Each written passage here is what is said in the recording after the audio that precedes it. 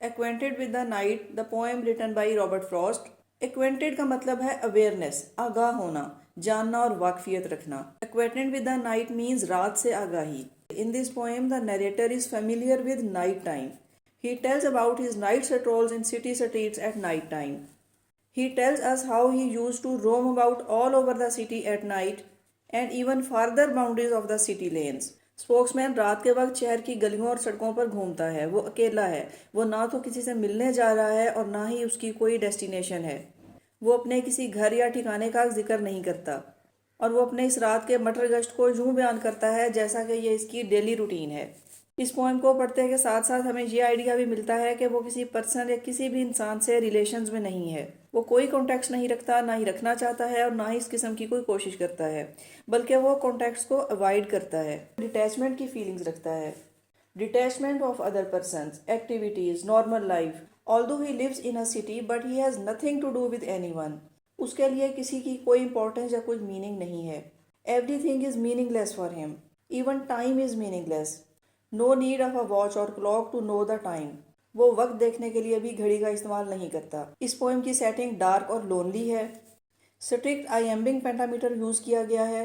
14 lines are like a sonnet and rhyming scheme is terza Rima.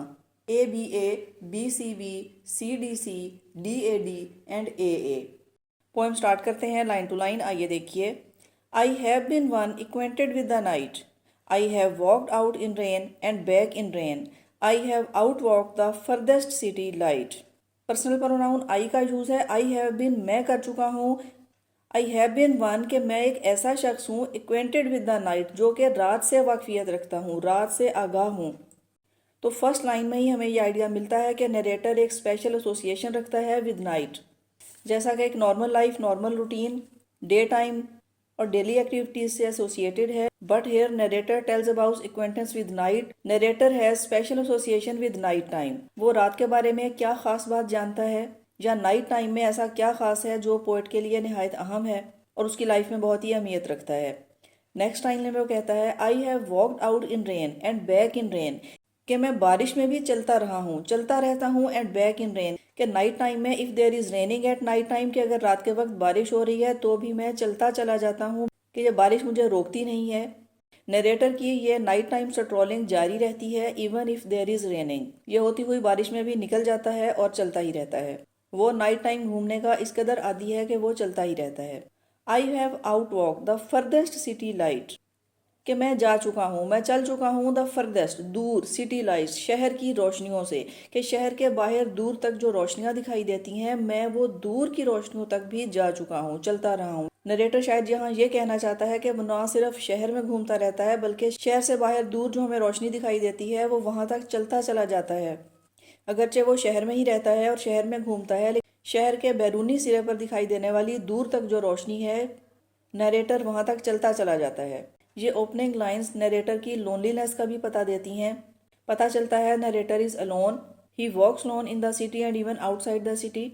वो अपने किसी साथी या अपनी किसी डेस्टिनेशन का भी जिक्र नहीं करता। ऐसा कोई आइडिया नहीं मिलता, ऐसा कोई आइडिया नहीं मिलता कि उसकी वॉक का कोई पर्पज़ है, वो कहीं जाना चाहता है या किसी से मिलना चाहता है। But some extent we feel that he is happy and satisfied in his night time strolling, कि रात के वक्त इस शहर में घूमना फिरना उसके लिए एक हॉबी की तरह से है जो उसे इत्मीनान बख्शता है। नेक्स्ट लाइन देखिए। I have looked down the saddest city lane. I have passed by the watchman on his beat and dropped my eyes unwilling to explain. I have looked down, कि मैं देख चुका हूँ, द सैडेस्ट सिटी लेन, इस शहर की सबसे उदास गली।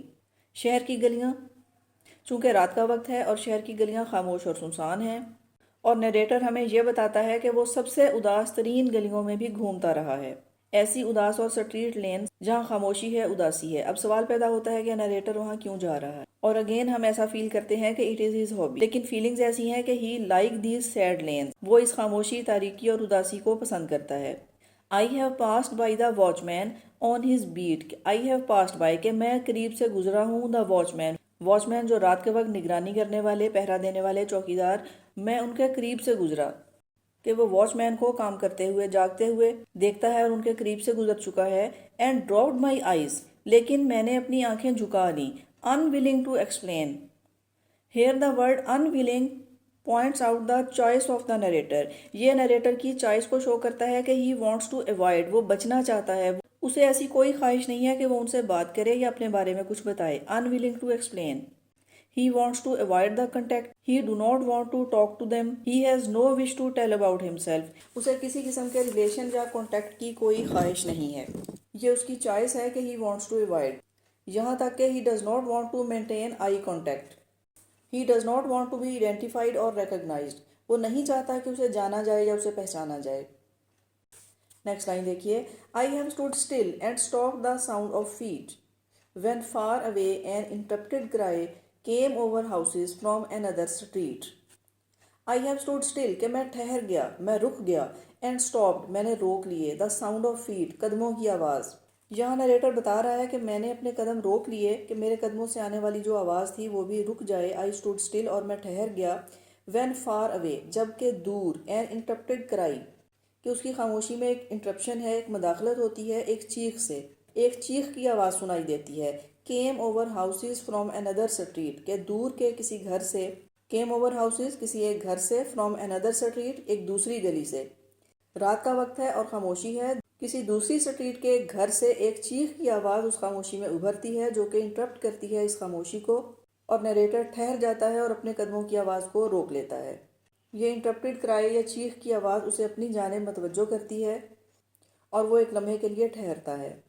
चूँकि ये डे टाइम की एक्टिविटीज़ नहीं है, it is night time, there is silence and darkness and there appears a cry from a house. He stood still, listens the cry and thinks about it, what is it. वो सोचता है कि यह आवाज़ कैसी है, क्या उसे इस आवाज़ की जानिब जाना चाहिए। Is there someone in need, क्या कोई शख्स मुश्किल में है और उसे मदद की ज़रूरत है। नरेटर को रुकना चाहिए और इस आवाज़ की जानिब चलना चाहिए। क्या उसे देखना चाहिए कि ये क्राई किसकी है, लेकिन नरेटर ऐसा कुछ नहीं करता। नेक्स्ट लाइन में वो हमें बताता है, but not to call me back और say goodbye, not to call me back and say goodbye, and further still at an unearthly height a luminary clock against the sky.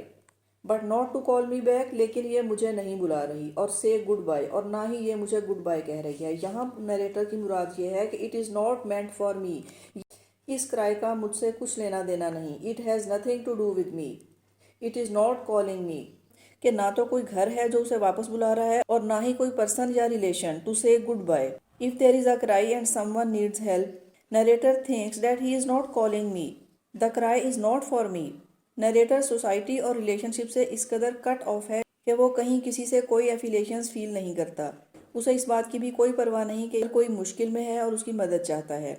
And further still at an unearthly height, और इससे आगे, दूर, बहुत आगे, of N unearthly height, ज़मीन से बहुत ऊंचाई पर, a luminary clock against the sky, luminary clock against the sky, आसमान पर नजर आने वाला ये क्लॉक, ये इशारा है चांद की तरफ। चूंकि रात के वक्त सूरज नहीं है, ये चांद है, मून, और इसको क्लॉक इसलिए कहा गया है कि it tells about the time. Narrator को सही वक्त जानने के लिए वॉच की, किसी क्लॉक की ज़रूरत नहीं है, बल्कि ये ऊपर आसमान की जानिब चांद को देखते हुए वक्त का अंदाज़ा करता है। इसे ल्यूमिनरी क्लॉक कहता है। उसके लिए इतना अंदाज़ा ही काफ़ी है कि ये रात का कौन सा पहर है। उसे घड़ी पर सही वक्त देखने की ज़रूरत नहीं है। Here we get the idea that time is meaningless for him, कि उसके लिए वक्त की भी कुछ ज़्यादा अहमियत नहीं है, उसके लिए एक रात ही काफ़ी है। ना तो उसे किसी से मिलना है और ना ही किसी एक्टिविटी में इन्वॉल्व होना है। Proclaim the time was neither wrong nor right, I have been one acquainted with the night. Proclaim the time, के ये वक्त, it is not as much important as we think, कि ये इतना अहम नहीं है कि कुछ सही या गलत कर सके। I have been acquainted with the night, again the first line is repeated, कि the same line, it is the opening line of this poem and it is repeated at the end। I have been one, कि मैं एक ऐसा शख्स हूँ, acquainted with the night, जो रात की खबर रखता हूँ, रात से आगाह हूँ।